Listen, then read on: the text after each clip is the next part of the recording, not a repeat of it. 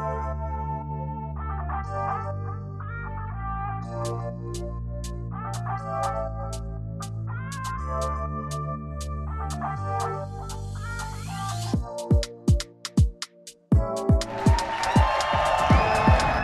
to She's Not Trendy. I'm your host, Tiara. I'm Shanika. I'm Kimber.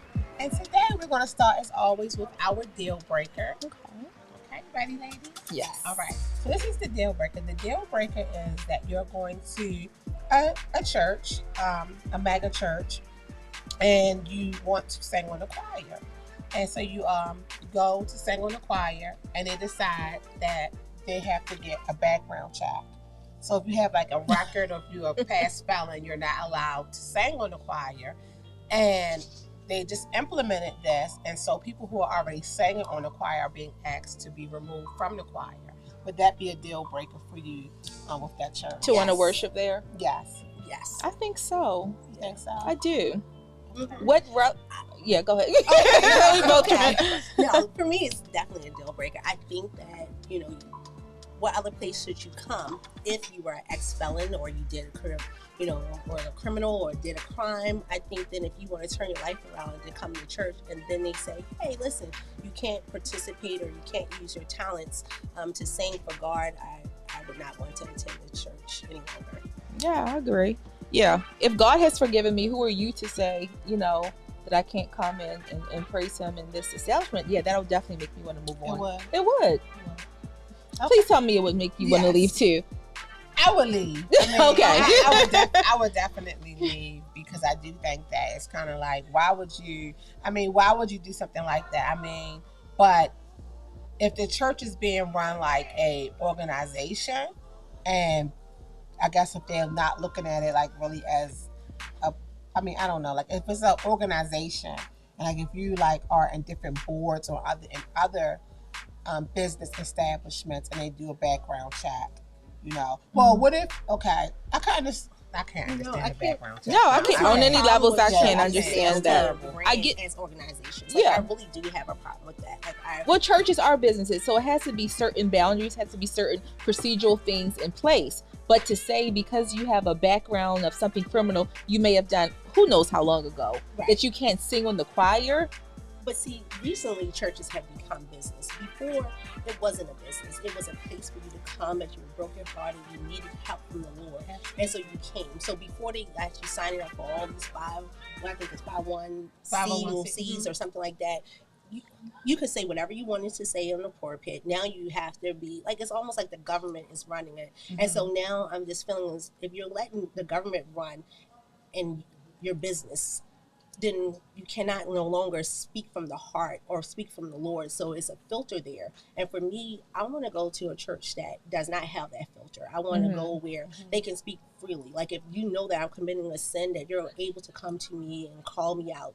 And if I was ex-felon or whatever, you should forgive me. You should walk in forgiveness, and I should be able to get up and to sing, be an usher, do whatever I need to do in the church if I want to be a servant for the Lord. So I don't participate in mega churches. I don't necessarily. So is this a thing where that is a common thing growing, that mega churches are asking for background checks for people that are participating in different ministries? Really? Yes. That's very surprising. That's very just disheartening and surprising. And back to the church not being a business. So a lot of churches closed because they were not implementing certain business aspects. Because remember, how are the bills of the church being paid? Like it was supposed to be paid from tithes and offerings, and that was being misappropriated. So a lot of churches had to close due to things not being kept up.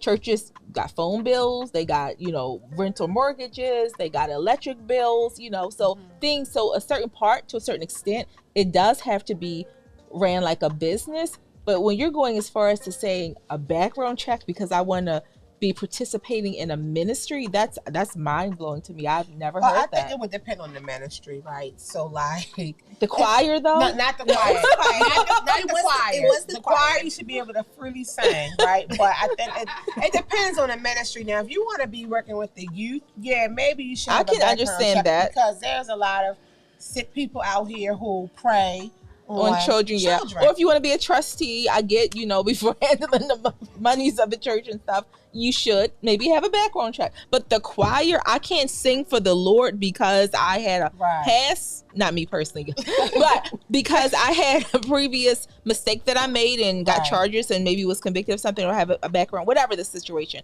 That is ridiculous to me, and I would absolutely leave the church. Yeah, I think I mean, I would, but like I told him, I can see if you wanted to conduct a choir and you was a offended sex, offender for children or something of that nature. But I also feel as though, who are we to judge you? Like, if God really has forgiven you, and before all this came about, like, we sent our children to church, we prayed over them, and we just believed that God would, keep them and protect them. And I know that has not always happened, but I just felt that in my heart. I'm like, oh my goodness. Yeah. The choir, I feel like anybody, even sex offenders, should be able to sing on a choir. I mean, honestly, because they're there to get help, right? They're there to get deliverance. But I mean, if you want to get working with the youth, I could understand background check working with the youth, right? I mean, we don't want the food ministry, pocketing all the food and stuff. I get it, but that's just going a little far for me. That's going a little far.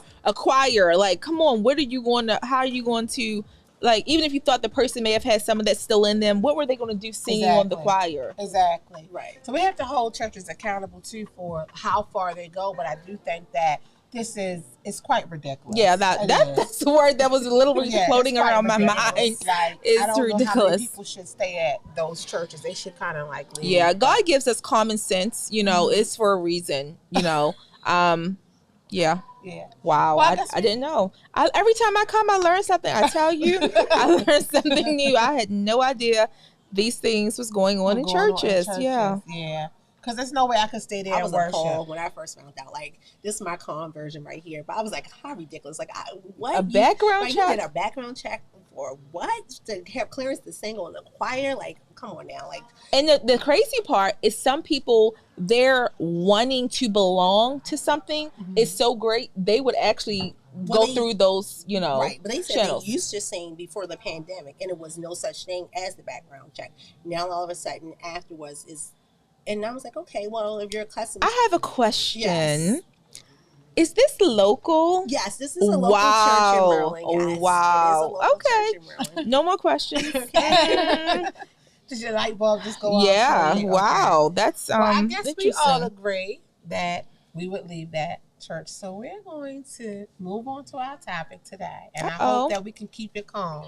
Oh, Lord. What's she about to hit us with? We're talking about emotions today. Okay. Well, and some days I can keep them some calm. days. Some days at least you're honest. We want to talk about the importance of emotions, when they're healthy, when it's not healthy, and how emotions are viewed, and just like,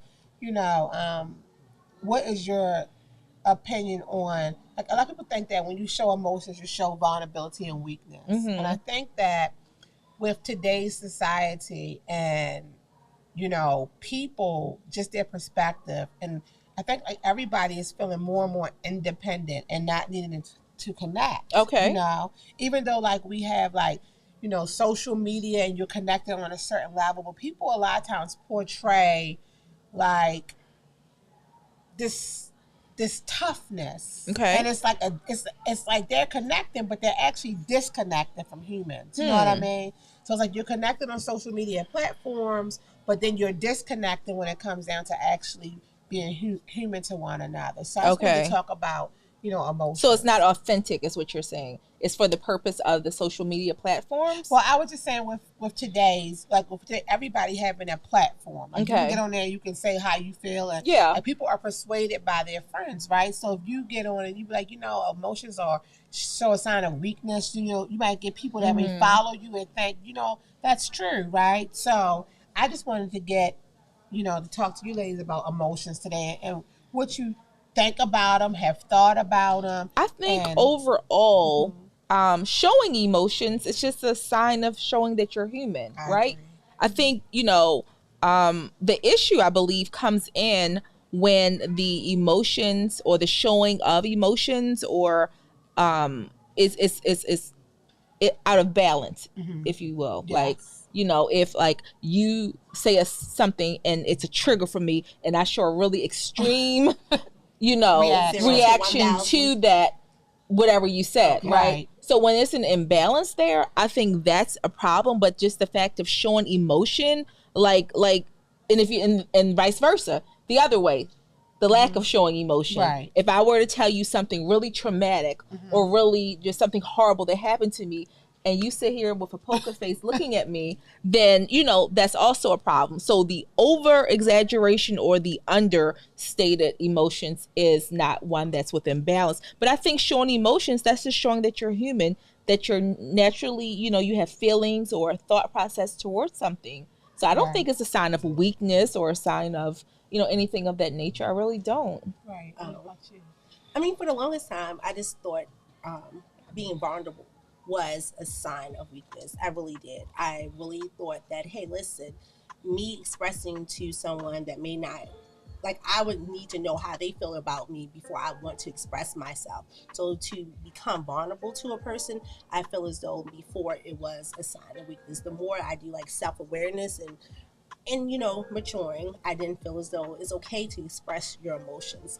But for me, I used to think just the same thing. Like, if you could tell me something and I did not react, also that means I was a very strong person. So if you told me something gruesome and I just sat there like with no sign of emotions, I'm thinking then I'm showing myself to be strong. So I did not look at it as being off balance. But I do then realize that if I do express my emotions and go from 0 to 1,000, then I am viewed as being off balance. So I think it depends on what the emotion is. Because when we say emotions, that's a broad range, right? So many emotions. Right, so if I were to tell you something, like, again, let's use the same example, that was traumatic or something, a hardship I've been through, and you sat there looking at me, I would think that's you're not connecting with me. Like, you're not feeling my heart. You're not having compassion or, sympathy, empathy, whatever, address the situation. I would feel like that. But if it's somebody, like, you're in a relationship and you're not wanting to show emotion or whatever initially, I can understand that. But it really depends on what the thing is, what is the emotion that is being expressed or that's not being expressed. So I guess it would need to be more tailored and in particular to a certain circumstance as to which one we're referring to. Well, I think everyone was taught, in most households, to show empathy, right? So even if you're expressing yourself, and even if we don't even if I don't feel your pain, is typically just expected for me to say, hey, my condolences, or, I'm so sorry to hear that. That is something that is taught. But really to dig deep down into someone's mental, do they really honestly, can they really connect with you on the same level? So for me, me and Tiara was just talking about emotions, but it's really hard. The older I get, the more I realize that I had them and that it was such a big disconnect for me, to even able to express my emotions. Wow. One thing that you said, Nikki, to your point, I do think that vulnerability is, it's not a sign of weakness, but you are weak in that moment. If you're being vulnerable to someone, you are definitely being weak in that moment, right? Because you're expressing, you're opening up, and you're telling somebody how you feel, and that person can accept it, reject it. They can respond to it any kind of way. So I do think that you do, but to be vulnerable, I think, brings you to a place where you want to go from one stage to another stage. So even if it's even if it's like a relationship with your sister, your brother, your mother, your children, it doesn't have to be like a man and a woman relationship, right? But if you feel a certain way and you're totally opening up to that person, and you are hoping to get something out of that, right? Like, you're hoping to be heard, understood, advice, something, right? And once you do that, you are being weak. Not weak, but you are. There is a weak moment, right? And so, I think that the other side of it is you grow from it, right? Yeah.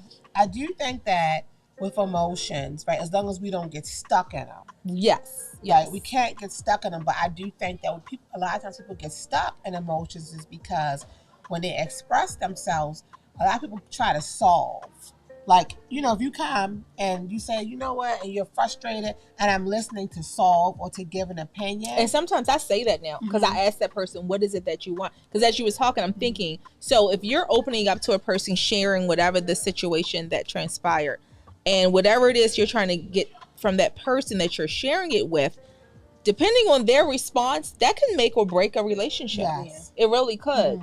So sometimes when I'm listening to things, I'll ask that person, am I listening, or am I helping you find a solution or resolution for this? Because I need to know what my role is so that it's not damage happening in this moment that's going to carry us forward, a damaged relationship. So sometimes it's good to just ask, what do you need right now? Right, because before I did not know. I'm like, hey, you're coming to me, you're communicating with me, so you obviously want my feedback. Like, why are you bringing it? And so, like you said, now that I'm older, I realize that people were like, hey, I just wanted to share, I just wanted to vent. Like, I did not need for you to say this or and I've had people tell me that. Because I'm a fixer, right? If I'm because I'm thinking about, okay, what's the solution? What we about to do? What's next? Like, how we gonna get through this? But sometimes I've had people say, no, I don't need you to fix. I just need you to listen. I'm sharing this with you. I'm like, okay, well, that's why sometimes I ask now. Like, I'm not saying this to fit. And, they're in their emotional state. I'm not saying this for you to fix it. I'm just want to tell you. I just want to, get it off their chest and share. So now I'm like, oh, okay. Like, because I used to think, well, why are you calling me? Like, I thought you wanted your communication. You got to interject. Excuse me. What's my role in this? What are we doing here? What am I to do? Express yourself. Feel vulnerable to do so. But now I know, like, hey, I'll keep my mouth shut until you. Until you say, hey, what is your opinion or how you feel on this? So, yes. But I think it's healthy. I think the proper balance, of emotions, just not from one string to another. Now, there are situations that we are not able to help that, right? Sometimes people cut you off guard, depending on what the topic is. Things happen, and once you find out, it's natural humanness, but it can be really extreme, and I am guilty of that. That's something that's a work in progress for me, to not react a certain way or with a certain tone or with a certain facial expression or whatever other I wasn't aware of that either. My face, your face can tell. Just like the other day, I came downstairs and my son was like at the bottom of the steps, and he's like, what's wrong with you? Like, I guess he maybe was feeling like it was something he was doing or his kids was. I'm like, no, I'm just having a moment where I'm having pain and this and that. And he's like, okay. Like, but my face coming down the steps must have just said, like, I'm about to tear something up this pain, but it really was nobody. It was what I was going through in my own self, that I need to go take a Tylenol or something, but so. That's a good point, though, even though you were feeling pain, like physical pain, right? Like, a lot of times I think that when people are, expressing something that they're feeling, that person that's receiving it, feels like it's an attack against them. I've known that too. I think that person is experiencing emotion too, right? Like, they're experiencing things too. I mean, I definitely feel like emotions can work for you and it can work against you, right? But I do think that you have to be balanced in your emotions. So, and also the people that you're venting to, you do have to let them know you're venting, right? Yeah. But on a spiritual side, that's why, like, prayer is really important, because you can really I think that what makes people who are brokenhearted and maybe just frustrated or have a lot of things going on, it's like, if you believe in a higher being, if you believe in God, and if you believe that God is all loving and loves you and has his ear to you, then when you're venting, you're believing that somebody is listening, right? That is just receiving what you're saying. And then in that moment, it's just like you're able to, like, vent to God and release. Yes. And then we have to remember, when we vent to humans, right? They're not going to receive us the same way, right? Because they're going to look from their perspective of what, should you even be upset about this? Should you even care about this? Because everybody is different. You're right. If we're men and women of faith, that going to God about it should be our first action. It really should be, instead of running to the family member, the friend, the cousin, whoever that we confide in. It really should be going to God first. Right. We were just touching on this topic.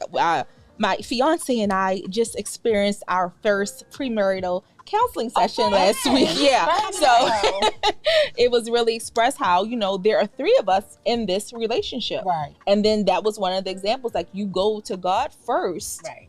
It's not the family member first, because their opinion is their opinion. Right. And they are not necessarily able to see things from our whole marriage, Exactly. nor should everything that goes on between us be just common knowledge for everybody to have an opinion about. You know what I mean? So that is very true, whether it's relationship wise, whether it's, something on your job, sickness in your body, whatever the topic is. If there's an issue that's overwhelming to us and we're needing guidance on, help on, we should be going to our Lord and Savior first. We should, and we should wait sometimes, or even expressing that, because I remember this relationship that I had years ago, and we got to a place, and I was sure we would just argue about everything. Yeah. I mean, it was like, man, like we wanted to kill each other, right? Lord. But it was just like, So it came. one that you hit with the car. So I can just. I tried to, but okay. I ain't say that. Maybe but, the statute of limitations. Right. Yeah. But anyway, not from an argument, but it came to a place, right, where I was like, listen, I don't want to argue anymore. I just did not want to argue anymore. It's exhausting. And it was exhausting. And we used to have like our date nights like on Friday nights. And so if he did something to me on Monday, I would hold it. What? I would hold it until Friday night, and we would be in the car, and I would take his hand, and I would be like, you know what? From Monday? From Monday. Girl, how? I would hold it. I just learned, how was you able to? Because I didn't want to argue, and I learned how to hold it, right? And I would just hold it. Do you know how much stress that was under stress. Tiara, you think you weren't under stress. Your body and your mind knows. I'm telling you. Because I knew the outcome. I would have took my hand but let me tell you. but let me tell you. I did it so smooth. I would grab his hand. Most time he'd be holding my hand anyway, right? So I would be like, you know what? And I would bring it up and I would say it, but I'm saying it where it's like he's totally off guard. He's like in this lovey-dovey. So it's your sneak attack. It was a sneak attack. But it would be over within like 2 minutes. I could say how I felt, right? And then he would be able to respond, and it would be no argument because the heat of the moment or the heat of whatever happened was gone. Right. But no, so I knew. But wait a minute. No, I'm telling you, I knew that it would be a different outcome. Okay, because you had let it calm down. Because I had let it calm down. Okay. We had like a really long friendship and relationship, so you're just more special than I even thought you were. But in a good way, yes. In a good way that you could even hold that and let it like calm down. I would hold it because I knew that if I expressed it at that moment, I would get nothing from it. I wanted it to be productive. Your emotions would have been met with his emotions, and it just would have been huge going out of proportion. Sometimes, by the time you think about it, and how I'm going to say this, and how I'm going to say this real smooth, sometimes it wasn't even worth bringing up anymore. Sometimes you had already kind of just like said, you know what, it's not even important, right? So it's a week old, right? So it's not even important anymore, but I guess my point that I'm saying is that you have to learn how to sometimes not be in the emotion. Yeah. Right. And maturity lends itself to that being It does. And I was just like, we would be like cats and dogs, you know. And go ahead. No, I was going to say, I think that I can speak on myself that always, but I would never hold on to anything. And so after my father lived with me, he really taught me something. He said, you express what you have to say, I express what I have to say, and we can either agree to disagree. And after that, I don't want to hear nothing else. Yeah. I don't want to have a 30-minute conversation about the same thing. I don't want you to try to convince me of your perspective. It's like, here, I heard you out. I understand how you're feeling. I'm either going to agree or I'm not going to agree. But 2 days later, I don't want to hear about it. 30 minutes later, I don't want to hear about it. Conversation is over. Yeah, communication is growth. Communication is key. That's what I'm saying. Like, you're expressing how you deal with your emotions or how you can be able to hold on to it. It is not. For me, I found out that I need to express myself right then and there in the moment. And then I'm fine. Like if I can vent for 2 minutes, I can vent to a stranger and I can go home and just be completely Just you have to okay let with it out. I just have to let it out. Okay. You told me that was like a hit and run. So I'm a hit and run emotional person. It's like, hey, listen, this person got on my nerves today and I want to scream. Once I vent, someone listens to me, I don't need to bring it back up. So see, for me, yeah.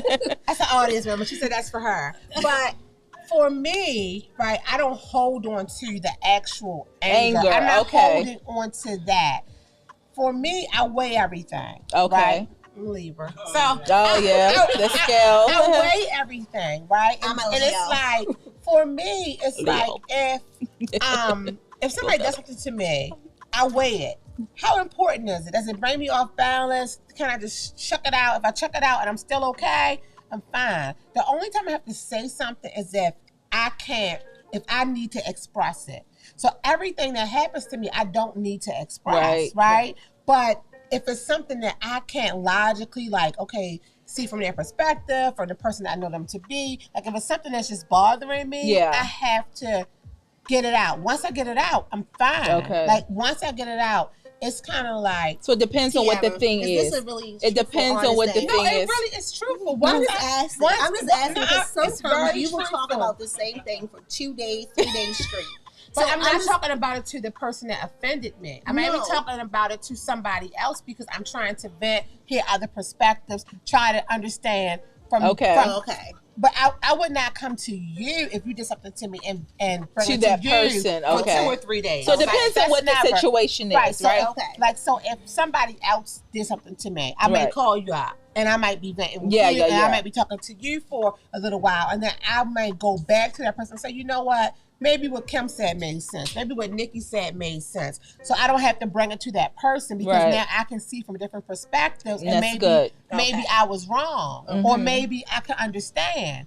But if it's that person, I'm not going to keep bringing it to that person. Right. Now, that person, if I do bring it to that person, it's not really to solve it. It's just to say, this is how this made me feel. Yeah. And I'm going to express it now. Whatever they do with it, that's on them, right? Because I feel like once I tell a person what they're doing, that's whatever, I'm gonna see if they do it again. Right. You know what I'm saying? And if they do it, so they on probation after you made it. It's not. You gonna see? It's not a mental probation. Okay. It's kind of just like, I've told you. So now. So what if they had this reaction? So let's say it was like a week or two went by. You had talked to boom, boom, boom, whoever about it, right? You let it calm down. I wouldn't bring it up after 2 weeks because I'm not. Okay, a week. I'm not a fake. Okay, 5 days. 5 days. Okay, 5 days. A couple days. So then. So then. Not 2 weeks. No, 2 weeks is too long. You brought it to the person, and they're like, "What? You waited all this time to tell me." This is how you felt, and then what if it just goes left from there? It won't go left from there. You don't know that person. For me, baby. When I'm talking about the person, what if their reaction that you're meeting them with? I just want to let you know this was what happened, how I perceived it, how it made me feel. As a result, I feel like X, Y, and Z, but I'm just letting you know that's how I feel. So what if that just triggers something in them and they just go left with it? Then that what's your left? Yeah, it does. Yeah, it did. I mean, me and my girlfriend, we ended like a 28-year relationship. Wow. And I remember I took her, we went to her class reunion together and we came back and she wanted me, and I was like, no, I'm tired. That's not what I wanted to do. Pulled up in front of her home and she started venting like, hey, that's why I've been saying this to my daughter, talking. And I'm like, where is all this coming from? About you? About me, yes. And so I'm thinking, I have made all these sacrifices for you and we're supposed to be best friends and you could not, like, where's the transparency? Right. And more that I sat there and listened to her, the angrier I became. And I was like, you have to get out of my car. Because she never told you any of this. Because she never told me how she felt. Wow. And it went from 28 years to that we don't even speak but see, now. I wouldn't let things build up. I didn't think there was a problem. Yeah, so you didn't know nothing about it. But she's bringing a lot of stuff to the table, right? Yeah. Right. If she can hold all of that from her for all that time. A lot of stuff. I would never let it be more than one thing. I felt as though that she was honestly my friend because she was never judgmental. we can always depend on one another. But I have an issue with people, and I realized that that was my issue also. That hey, some people may be like you that have to bring things up. They have to talk to others. They have to see it from other people's perspective. At that time, I was not mature enough to understand that. So to me, was like, what? You in the house talking to this person you call your other friend and you're discussing me? No, see, that's not being a friend. No. Right? See, I and I'm don't sitting agree here with saying, that. like, You don't think a best friend can discuss you with their No. child? If or she's running sister? down this whole laundry list of stuff, that's, she has an issue with you about, and I don't know one item on that list. I don't know not one line. Then we have a problem. Our friendship was not authentic. Yes. You are not an honest person, I and agree. you don't have my best interest at heart. I agree. Like. But I can say I don't respect but that. see, this is where I can say I knew that she always had my best interest at heart. Like through conversations, like she was never judgmental of me. She always would be supportive of me. She always supportive of my children. Supportive, to the point where she would help me out. She would pray with me. So it can be. But what I'm trying to say is that sometimes people will hold things in, and for me, I realized that was a no-no. Well, let me make a point. I don't hold things in. I'm a very transparent person. So I think she called herself being transparent, but it was just in the wrong moment. Let me finish for a second. So I would never get in an argument with you and bring up things from the past. We wasn't arguing. Or I would never come to you and bring up things that were like years and months and all of these things. Each thing that bothered me, either I don't care, either I throw it out and it's not important to me, or you address it, or already address it. This wasn't past things like I had done in the past. Right. I think that she felt as though that my attention was moving away from her, or and that my maturing now is the more answers were like, no, I'm not going to do this, or no, I'm not going to be in agreement. So sometimes, I can say that when I talk about true friend, I would never say that she was not a true friend. I think a true friend is that you never threw up my past, you never judged me. That is qualities of true friends. And if you'll pray for me and pray with me, I think that's a true friend. So I don't want to question whether or not she was a true friend. What if it was just a tantrum? What if it was just her being so angry in the moment that you wasn't willing to do whatever she wanted you to do in that moment? This was her version of an adult tantrum. Right. So I did. So it's the unbalanced emotions thing that we were talking about. Yeah, so it was the unbalanced emotions. And for me, it was like, hey, listen. And then when I really thought about it as time went on, do I not talk to my daughter now that she's grown, about other people or other situations? So this could possibly been just really natural, but to me it was a list, several things. It was not a list. I mean, it was like within that maybe like a 2-week time frame. Like it's like, hey, you've been telling me like no, or or you have not been. So I think she felt as though I was pulling away from her. So once I really sat down and assessed the situation, I really felt as though like, hey, maybe it was a spark of jealousy there. Like not that she's not happy that I'm in a relationship, or not that I'm not happy that I have now, moved back to Maryland, but now I just don't have that same time or ability to spend with her. So, after you process stuff, but to me it was do you think going back from today, do you think that if you had just listened and processed it in a mature... I did listen at the time and process it in a more mature way, I think, at that moment. I just think that to your capacity at that time. Right, at that time. At this moment, if it were to happen at this moment, would it be a different response, do you think? I think for me if I really truly express myself and say, hey, listen, I don't like to bring up stuff that's from the past, and you continue to do it, then it wasn't from the past, right? It was like in a 2-week, it was like something that was relevant in that time frame. But to me, I didn't understand that. I'm just thinking that we were such best friends that you should be able to be very transparent with me. And so that transparency, regardless of, we couldn't go to the store, or you couldn't do this, or we couldn't go hang out like we used to hang out, I felt as though like you should have been bringing that to me. So what you're asking me now, to this day and time, would I probably handle things differently? Probably so. I think you would have. I mean, we've all grown as time goes on. You grow, and so I would probably be like, okay, let me be able to process that a little better, and be like, okay, so you're not really talking about me. You're really expressing your feelings. And you felt as though that you could not come to me and express your feelings. So I do view it, totally different now. But I mean, that's a good thing about life, because you get to keep going. It's self-awareness. I think is being able to look at yourself and be able to assess who you really are. Right.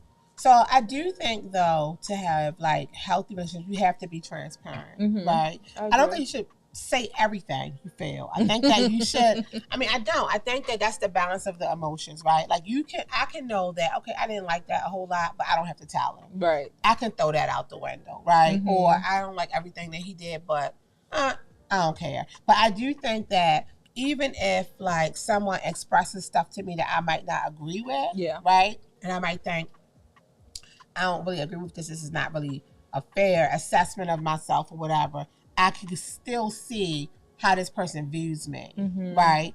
And so I would know, okay, this is how this friend views me. This is how this person views me. This is how that person views me, because they're expressing how they receive me, mm-hmm. right? And so for me, I feel like that's good, because I can know, okay, if I do this the way this person thinks, I know that it might upset this person. However, you can't walk around eggshells, absolutely, right, yeah. But you can try to be considerate of people, yeah, right? absolutely. So, like, if I just know, okay, you know what, they don't like this, I'm just not going to do it at all, right? Mm-hmm. So, but I do think that there should be a balance of emotions, but I do think emotions are good. They're good to express. Mm-hmm. They're good for you to process. You should pray about them. You should have a way to deal with them. You know, in this book that I wrote, I talk about emotions. Mm-hmm. Talk about like not getting stuck, like fear, like in fear, mm-hmm. or anxiety, that's or not getting yeah. stuck in certain places, but overcoming those emotions, right? And then like how to not get stuck, because a lot of times people have emotions that they don't know the root of it. Right. So like when years ago when I was like a pre-K teacher, I had this little girl, and I just loved and adored her. Mm-hmm. Okay. But she was overwhelmed. And if you told her no, she would like flip out, be on the floor, like just screaming wow. and yelling. And I realized that she could not process hearing no. Yeah. She couldn't process it because she was hearing it so much. Oh, wow. And I think that she felt as though she could never get what she wanted. She could never. Okay. And you know, I just realized, like, listen, I can't always say yes to her, mm-hmm. but it's a way that I can talk to her to make her understand that I'm not saying no to her, or that it's not like a direct no to her. Right. And me and her built this wonderful relationship, right? And it was just like, but I think about that because I said, wow, this is like, she cannot process, she can't handle it. Yeah. And if you're 3 and 4 years old and you can't handle it, she probably doesn't know that root cause at 17 or 18 now, right? If it was never addressed, right? She just doesn't know it. So you have adult people who just can't handle, mm-hmm. and they have these temper tantrums. Makes sense, right? Yeah. But they have these tantrums of emotion, yeah, right? Or they either pull up these walls. Most things that we have major issue with mm-hmm. stems from childhood. It does. And sometimes we don't have the memory or the understanding to kind of decipher, okay, this is when this happened, this is how this started, this is the root, or the, you know. Right.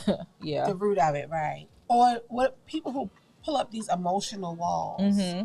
and you can't get in. Defenses, yeah. Mm-hmm. So most of it stems from childhood. It does. It stems from childhood. But how do you?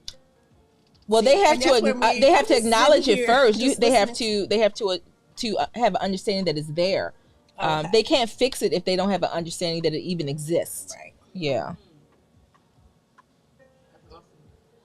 Yeah. They don't know. They don't know. Yeah, you can't fix something if you know. Do you think that they don't know, or they just don't want to deal with it? A lot of people don't know. They don't see themselves through that mirror that we can see from the outside. They are, you know what I mean? Like if you had lipstick on your teeth, right? Mm-hmm. If you never looked in the mirror, you would never know. But we see, you know what I'm saying? Right. Yeah. Yeah. So they're in it. They're the ones with it. They don't know that they have a goal sometimes, and then other people aren't willing to go deep with themselves like that. Right. You know. Right. Or it's within their comfort level. That's within their comfort zone. I've been like this. This is what's comfortable for me. And I'm not trying to change. You know what I mean? So it's different scenarios. And just listening to that story that you said, again, your view is totally different than mine. My view is she can't process no. Maybe she never, this is what she normally gets when she says no. Then she knows that it comes into her a yes. Mm-hmm. So to me, it's not like, like she does that and then it turns to yes. Right. That's another good point. Yeah. So through my observation, I realized when I saw the family dynamic. Okay. Seeing the family dynamic and seeing like tools that were used that's when I came to the conclusion, like, oh, this is where this is coming from. Gotcha. Okay. Right? Okay, because I was going to say, It wasn't just her having a it's tantrum always on the good floor. to tell the flesh no. Mhm. So a lot of times children grow up with never hearing no, and they don't know how to, Right. you know, subject their flesh. That is always a yes. It always has to be a yes. So to me, I'm just thinking just the opposite. Right. Like, Right. It was after looking at the family dynamic and seeing, you know, like this was driving her crazy because mom wasn't so nice, and it was a lot of. So she was just. See, our very experienced pre-K teacher did an evaluation at that time, and everybody. So we're going to continue this conversation when we come back from our break. We'll be back.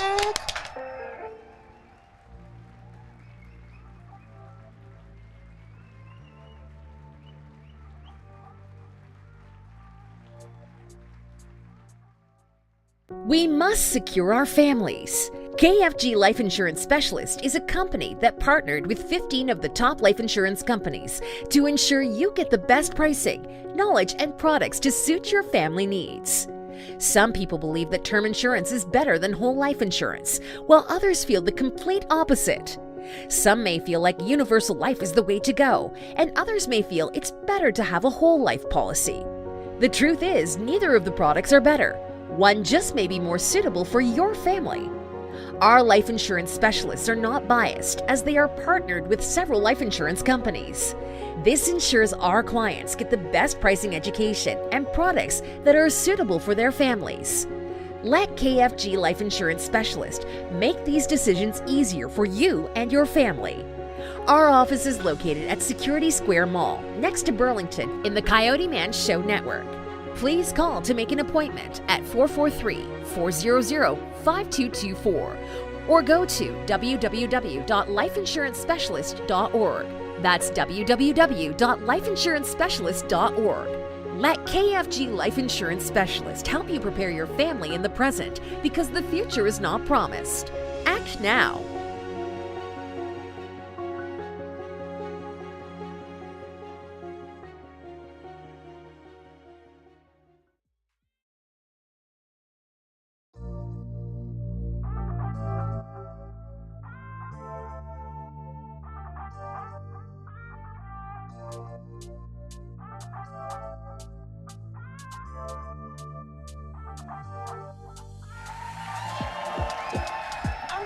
We are back with our topic today, talking about emotions. Emotions. Everybody has them, or they don't, right? As we found, Right. So during the break, we were talking about like that 1 week wait, right? So the thing is, it's not that I'm holding. I would never hold anger or emotions. For a week, right? I would never do that. Okay. But I feel like, for me, a lot of times I process. Like, I really try to process. Like, I probably talk to like my girlfriend, or I probably called my friend up or somebody like that at the time, right? And I talked to whatever. So I got my vent out. Okay. But for me, it's kind of like, I want to tell you what I don't like, so you don't do it again, right? And so that's all that's about. Like, okay, I didn't like that, and it worked. Like, it really, really worked. And then the second rule that we had made, because we were like, when I said we were like fighting, we were like rah, rah, rah.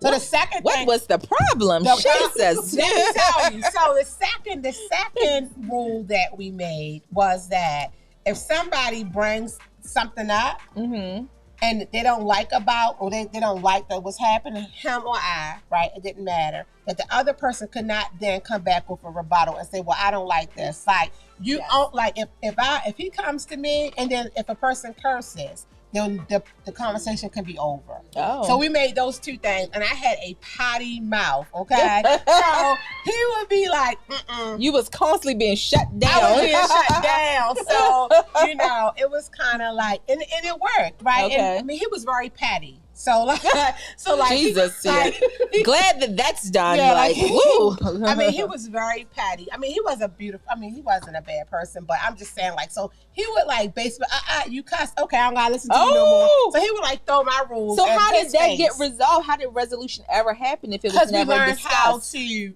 talk to each other without arguing. Okay, and cussing. And cursing.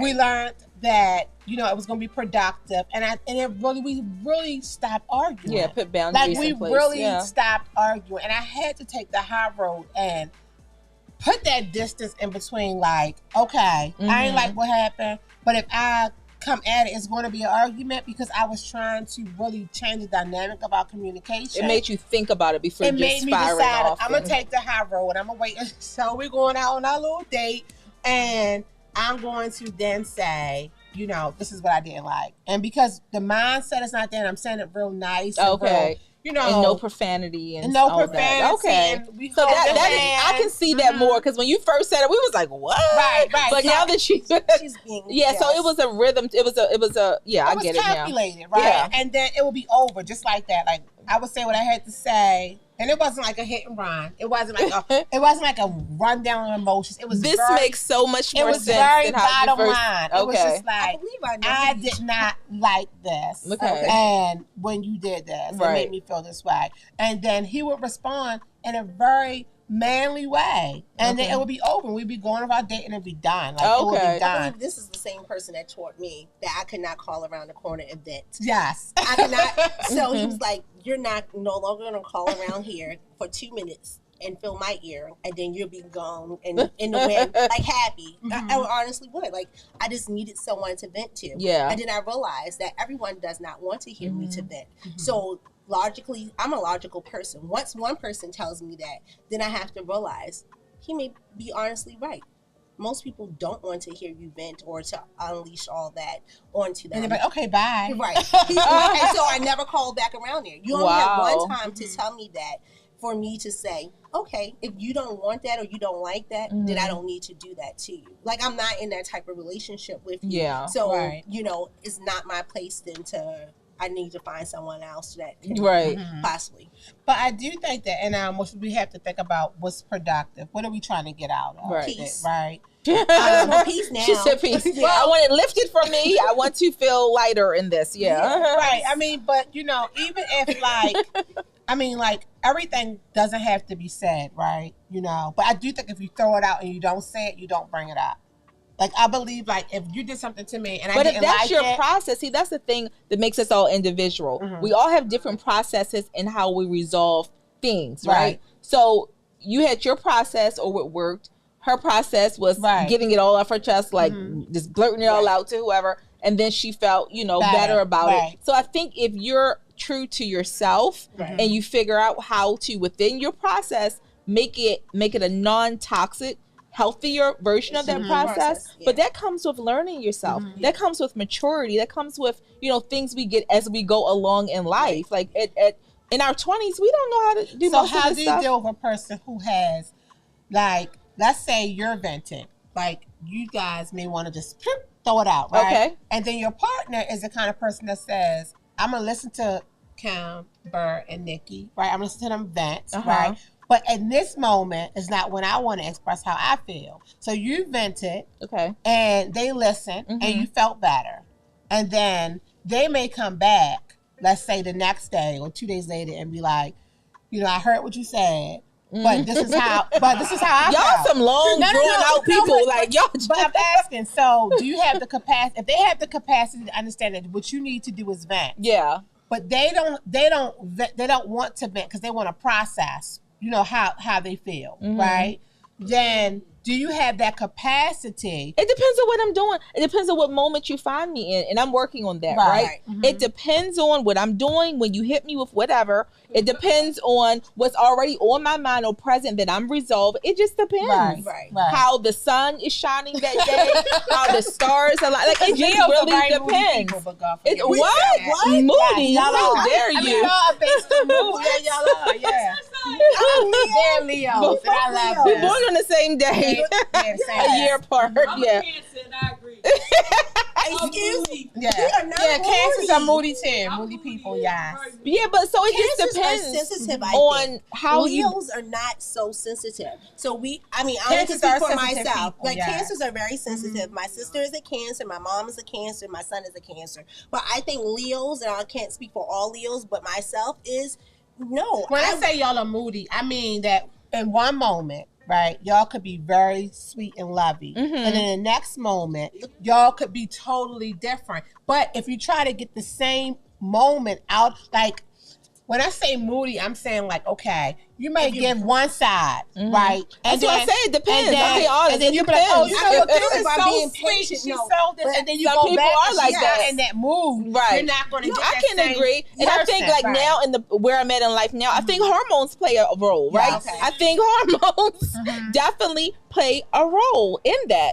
Okay. And that's not my fault. That's how I was made. Like, I'm not taking no accountability. Like, no, I'm joking. I'm just joking. I'm not taking as much accountability of the whole situation, because some of that's like literally how, you know, biologically, like, we're made or whatever. But I think I know what you mean, Tiara. And that doesn't mean a person's a bad person. No one is exactly the same all the time. It depends on the day, depends on what I got going on, what deadlines I have, depends on what you're bringing to me in that moment. It all depends. I thought that was hashed. Like, it does. But it's how it's brought to me too. It's how it's brought to me. So 2 days later, after I didn't say what I had to say about it, and let's say he has the capacity to listen and allow you to vent. I guess what I'm trying, the purpose of the conversation is really how, like, people can heal, because the emotions can cause people, like, to break relationships. Right? I'm willing to listen, but don't bring it to me in a crazy way. No, not in a crazy way. Okay. I'm saying, so for me, I learn people, right? Like, I try to accept people for who they are as a person. So your way might be a different way than my way, right?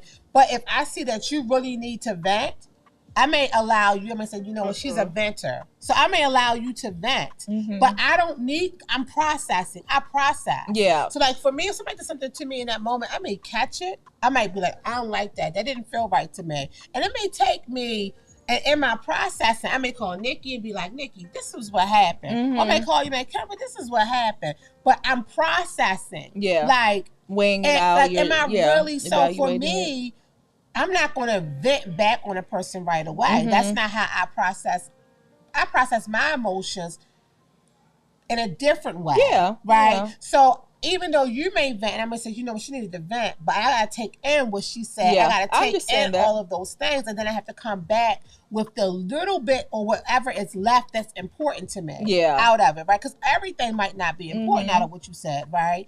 Even if a person's arguing with me, like, I'm listening to everything they're saying to me, and I'm taking that stuff in, and then I'll go back and I'll think about it, like, okay, this is what bothered me from it, right? So I might not respond to everything moment. Like, I might not go from 0 to 100 in that moment. Which isn't healthy, which isn't good. That's mismanaged emotions. Now, some people can get me to go from 0 to 100 in that moment. It all depends on the topic. It depends on the subject. Depends on the situation. You're right. But I guess I'm saying, I guess as people, we have to make a safe platform, right, for our friends, our loved ones, and for people, right. But we also have to protect ourselves too. We did. So it's a balance. It's a balance. So if you cause me to be more off balance, like, I have someone that I just feel as though, like, hey, you're not at peace with yourself. So sometimes that energy that you can bring when you're not at peace with yourself, I may not necessarily want to hear it. Like you said, it all depends on what moment I'm in. If I got finished praying, I may be able to tolerate it a little bit longer. But I also used to think that it's okay for me to vent, but this is where my lopsided thinking was. But it's for you, when you come to vent to me, unless I really see a valid point, then I'll view you as not strong. Like, I view it as a weakness. So I never looked and had that self-reflection. Like, hey, listen, so it was a double standard. It was a double standard for me. It was completely a double standard. I was like, hey, listen. Or if it's a topic that you have to constantly bring up, I'm like, why is it the same thing, like, happening? Why isn't this resolved? Why haven't you checked this? Or like you said, or being petty. Like, if I say, hey, when you do this, it makes me feel this way, and then you turn around and say something petty, conversations really, in my mind, is over. Because as an individual, I don't think that people should act like that. I should be able to come to you, or you should be able to come to me and express how you feel without me saying, but by the way, when you do this gets on my nerves. That is. That was, we had to cut that out. That's when I just look at you one eyebrow like, like, I'm not even going to get to this conversation because we just had to have a not a week like, no, not me. I'm not the week later one. Wrong one. I'm not the week later one. The week later one, no. But everybody processes differently. Right? Yes. And so I guess the whole point is that we have to receive. Well, we don't have to because people. I think if you care about the person, you should. Yeah, if you care about that person, you should. Not, but you should not let anyone disturb your peace either. And Mm-hmm. and also that goes both ways. If you are dealing with somebody who can't receive how you feel, Mm-hmm. you should stop that relationship and that friendship or whatever that is, because it's not healthy for them to be able to vent how they feel. Yeah, and then you can't say yeah. back what you feel, right? Or, if they're saying stuff that, is if it's just unbalanced, or if that person is having emotional issues some people have emotional issues and they don't really talk to you specifically, but they see you as all that's wrong with them.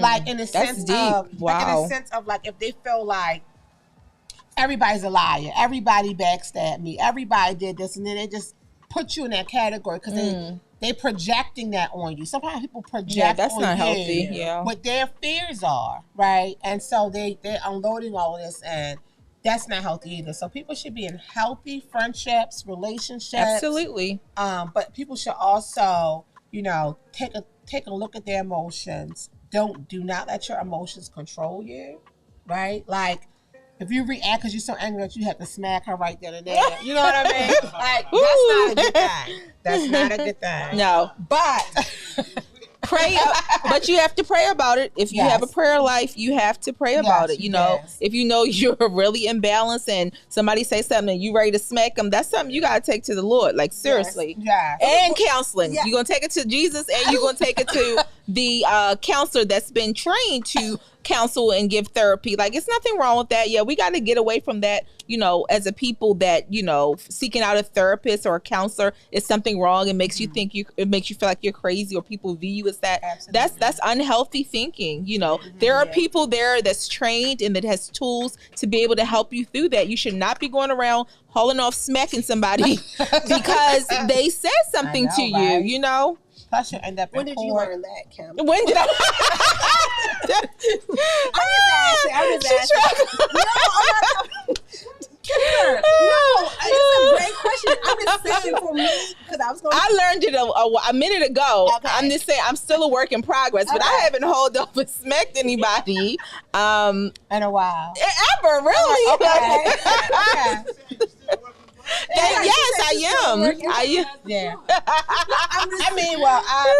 Honestly, that wasn't too far from, not really with women, but in male relationships, I almost lost my job because I could not control my emotions. Like, that's a real thing. Yeah, it's a real thing. And we know someone that's, close, very close to all of us that, God has brought her a very long way that she would, And that's when I really realized, I'm being vulnerable now, but I honestly was just like, if it wasn't for God, I probably would have lost my job. Yeah.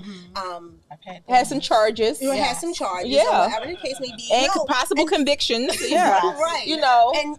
And so I'm just really saying, if someone really, and that's why I said you have to choose and be selective of your friends and who you be around.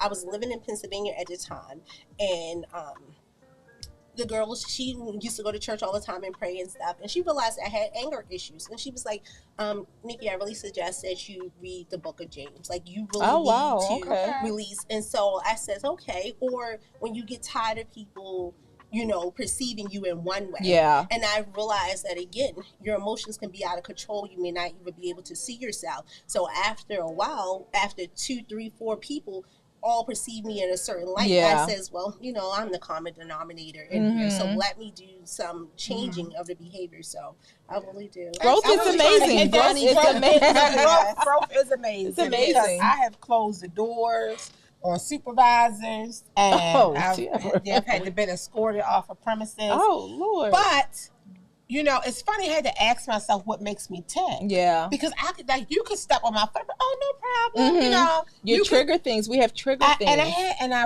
One day I really had to realize what triggers me.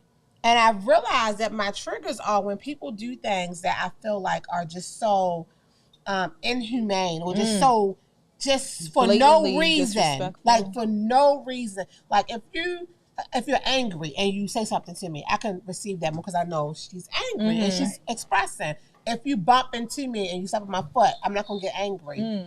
But if I see you doing like cold-hearted malice stuff that wow. triggers me. And I had to realize like really, really what triggered me. Yeah. Right. And so also, though, you have to stay with people who do trigger you. Purposefully. Right. But it's good that you ask yourself, like, really, what triggers? Yeah. I wanted to know, how can I be so calm with this situation? Yeah. In this situation, I'm like 0 to 100. And that's a part of growth and Mhm, learning yourself, mhm. being reflective. Yeah, all those are Yes. important, healthy, you They know. are. So you have to things. learn your triggers. You have to learn I know how my to triggers. overcome your triggers. You have to express to people what your triggers are. Mhm. Because I think that even if you're in a relationship, if you say this is what my trigger is, Mhm. people should respect your trigger. You know Right. what I mean?